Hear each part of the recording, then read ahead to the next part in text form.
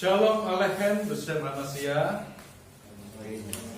Sinama Tuhan, biarlah berkat dan kasih sayang daripada Sang Tritunggal Maha Kudus selalu melimpah dalam kehidupan kita.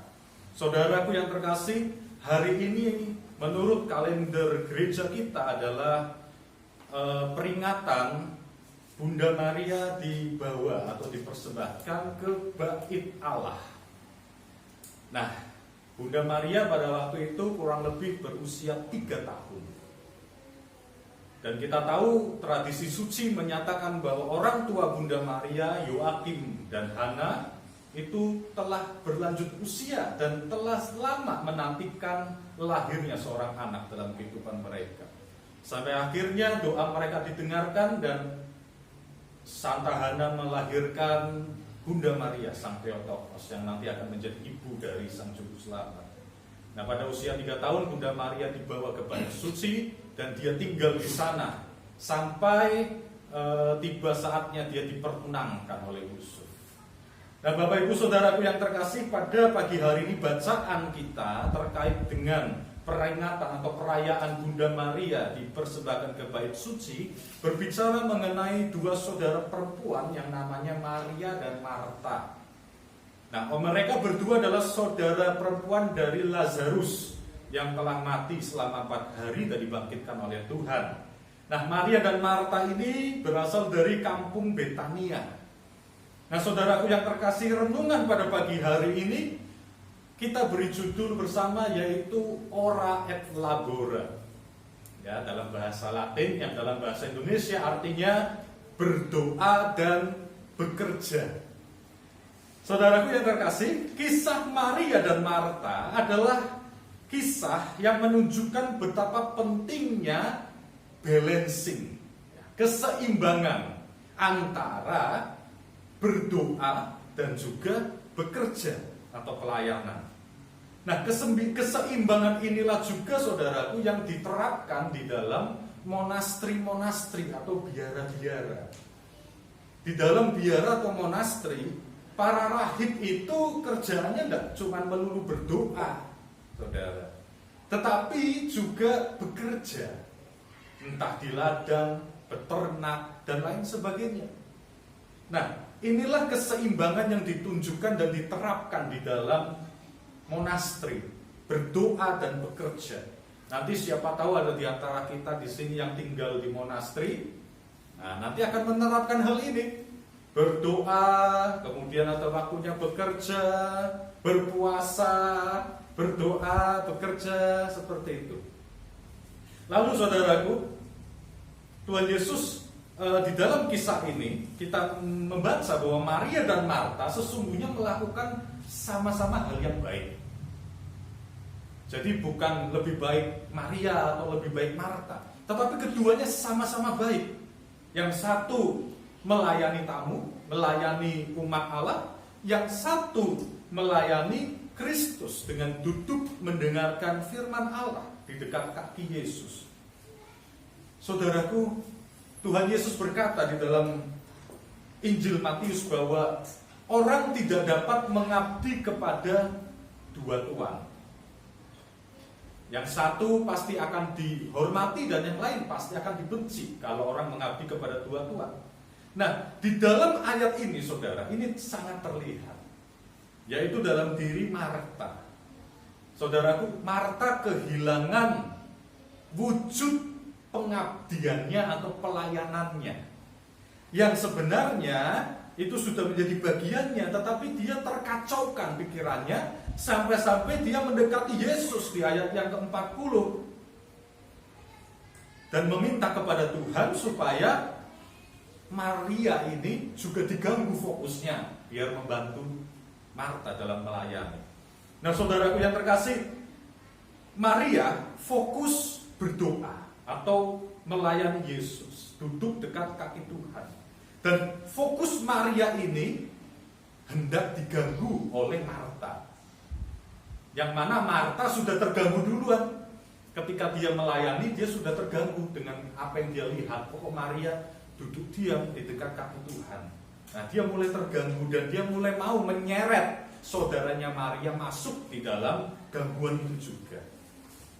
Saudara, Tuhan menunjukkan di ayat yang ke-41 bahwa Marta itu khawatir dan menyusahkan diri dengan banyak perkara.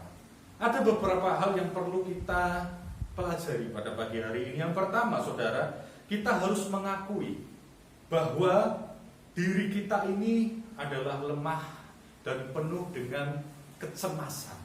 Betul apa betul, saudara? Jadi kita ini rentan dengan yang namanya kekhawatiran dan kecemasan. Kita perlu mengakui hal itu, saudara. Apakah kita saat ini sedang bergumul dengan kesedihan, dengan masalah-masalah lain yang mengganggu pikiran dan batin kita, sehingga kehidupan kita dipenuhi dengan kekalutan, kecemasan.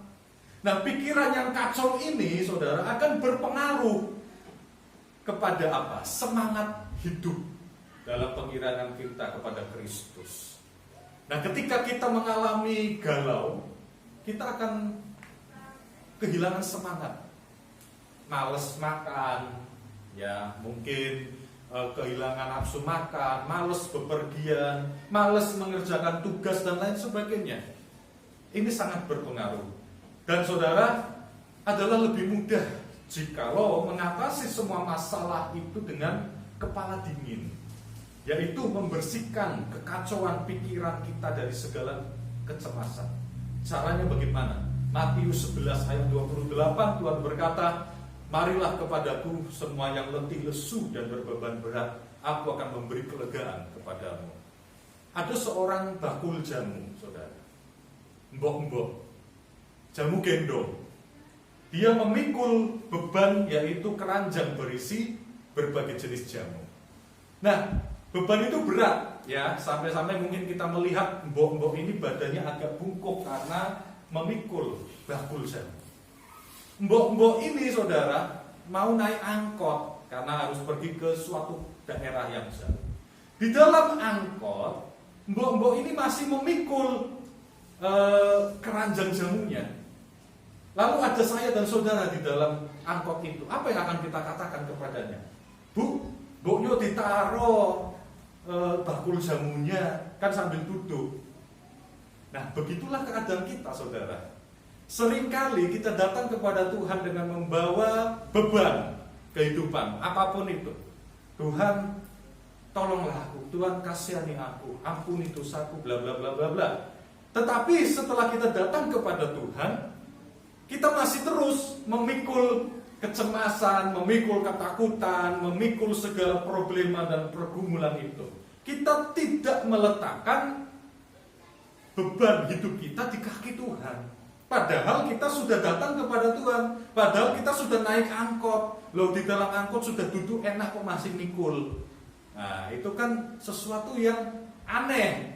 Nah, marilah kita datang dan singkirkan segala kecemasan kita. Kalau kita datang kepada Allah membawa segala beban pergumulan kita, mari kita letakkan pergumulan itu di bawah kaki Tuhan. Dan jangan membawanya lagi, karena kita sudah datang dan menyerahkannya kepada Kristus. Lalu lanjut langkah yang kedua, setelah kita mengakui keadaan kita kepada Kristus, ya baginda, kasihanilah aku. Kalau kita melihat teks-teks doa kita di dalam ibadah ortodoks, semua ini intinya kasihanilah aku, kasihanilah aku, kasihanilah kami, ya kan? Isinya intinya tentang memohon belas kasihan Allah kepada diri kita. Nah, saudaraku, langkah yang kedua adalah seperti yang Tuhan Yesus katakan, satu hal yang diperlukan. Dikisahkan bahwa Maria duduk di kaki Yesus dan mendengarkan suaranya, sedangkan Marta sibuk sekali dalam melayani. Saudaraku yang terkasih, sesungguhnya kalau saya bisa membaca dalam teks ini, Marta ini pengen juga duduk diam dekat kaki Tuhan. Jadi dia juga pengen sebenarnya untuk berdoa, mendengarkan suara Tuhan. Dia ingin posisi Maria, sehingga dia tidak sibuk melayani, dia bisa duduk dengan tenang di kaki Tuhan. Nah, bukankah peristiwa ini sangat familiar dalam kehidupan kita, saudara? Yang mau saya tunjukkan adalah begini. Aku tuh sebenarnya pengen berdoa. Aku tuh sebenarnya pengen datang tipikal. Aku sebenarnya pengen liturgi. Aku sebenarnya pengen ibadah harian. Aku sebenarnya pengen doa puja Yesus. Tapi, nah ada tapinya. Lihat ini loh, daftarku. Daftar agenda kerjaanku, daftar agenda harianku. Ini kan seperti Marta. Aku dia sebenarnya pengen duduk dekat kaki Tuhan. Tapi aku harus bekerja melayani tamu-tamu. Ini sangat familiar dalam kehidupan kita, saudara. Dan Tuhan berkata satu hal yang diperlukan, yaitu apa? Menyerahkan diri kita kepada Kristus dan melihat bahwa hanya Dialah yang kita perlukan. Satu hal, kata Tuhan, satu saja yang perlu, yaitu apa? Memberikan hidup kita kepada Kristus. Kita harus berani mengambil langkah. Kalau tidak seperti itu, mau sampai kapan? Aku sebenarnya jane pengen berdoa, tetapi kalau kita mengalah terus dengan kesibukan kita, itu akan mengganggu kehidupan spiritual kita. Memang diperlukan yang namanya pengorbanan atau memotong sesuatu dalam kehidupan kedagingan kita demi Kristus. Ini satu hal yang perlu. Dan gereja ortodoks telah memberikan kepada kita sarana untuk hal ini. Apa itu, saudara? Menurut Jana Suci Paulus sang Rasul mengatakan, tetaplah berdoa di dalam 1 Tesalonika. Artinya apa? Berdoa tanpa henti. Doa puja Yesus atau Jesus Prayer. Ya Tuhan Yesus Kristus anak Allah, kasihilah orang berdosa ini. Di saat kita bekerja di kantor, di saat kita bepergian di jalan raya, di dalam batin, dalam pikiran kita dapat berkata, ya Tuhan Yesus anak Allah, kasihilah orang berdosa. Ingatlah saudara bahwa Tuhan juga ada di tengah-tengah kita, dimanapun kita berada. Tuhan Yesus anak Allah, kasihilah orang berdosa. Kita bisa berdoa dimanapun dengan doa puja Yesus. Nah saudaraku yang terkasih, yang ketiga, yaitu setelah kita mengakui, lalu kita tahu apa yang kita perlukan, yaitu Kristus itu sendiri, lalu adanya tindakan, suatu peran aktif. Nah Tuhan meminta kita untuk bertindak. Ketika kita sudah mengakui kecemasan kita, lalu kita tahu bahwa kita perlu pribadi Kristus Sang Juru Selamat dalam segala hal, barulah saudara kita bisa memiliki sudut pandang yang baru akan apa yang harus kita lakukan selanjutnya. Nah, kunci untuk masalah Maria dan Marta dalam kasus ini, saudara, adalah di pasal 11 ayat 28 yang tadi telah kita dengarkan bersama, yaitu yang berbahagia ialah mereka yang mendengarkan firman Allah dan yang memeliharanya. Saudara, kita yang pertama harus mendengar dulu kata Tuhan. Yang berbahagia ialah mereka yang mendengar.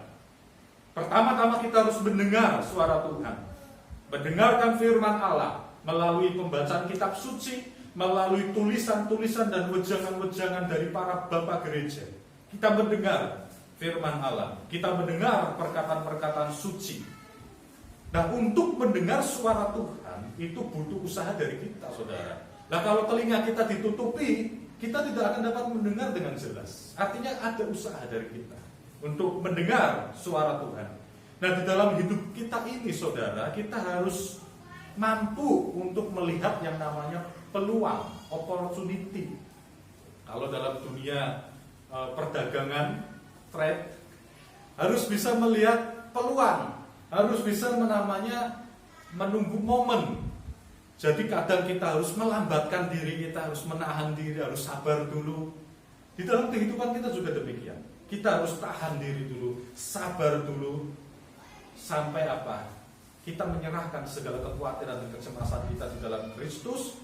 Selanjutnya barulah kita perlu duduk di dekat kaki Tuhan lewat doa-doa, lewat pembelajaran. Seperti saat pagi hari ini, kita sama-sama duduk dekat kaki Tuhan dan kemudian mengambil tindakan, mengikuti jejak dari Maria dan Marta. Nah, pada pagi hari ini apakah kita seperti Maria atau seperti Marta? Kita perlu seimbang. Ada berdoa, ada bekerja. Tidak boleh berat salah satunya. Kehidupan kekristenan ortodoks itu harus balance antara berdoa, kehidupan batinnya, dan kehidupan fisik atau kebutuhan-kebutuhan jasmania. Harus seimbang. Karena Kristus Tuhan menciptakan kita sebagai manusia seutuhnya, tubuh, jiwa, dan roh. Tidak boleh berat salah satu, harus seimbang. Dan bagaimana cara kita, saudara, ketika kita mengalami kecemasan atau mengalami membutuhkan atau terganggu kehidupan doanya? Pada masa-masa ini kita memasuki masa puasa pranatal. Ini adalah sarana yang sangat baik bagi jiwa kita untuk kita bisa mendandani diri kita melalui puasa dan berdoa. Menyambut sang pemberi Taurat, sama seperti Nabi Musa selama 40 hari berpuasa untuk menerima 10 perintah Taurat, dan kita berpuasa untuk menerima sang pemberi hukum Taurat itu. Dan kiranya Allah berbelas kasihan pada jiwa kita dalam masa-masa puasa pranatal ini. Amin. Kemuliaan bagi Sang Bapa, Sang Putra, serta Sang Roh Kudus, sekarang dan selalu setelah sepanjang segala abad. Amin.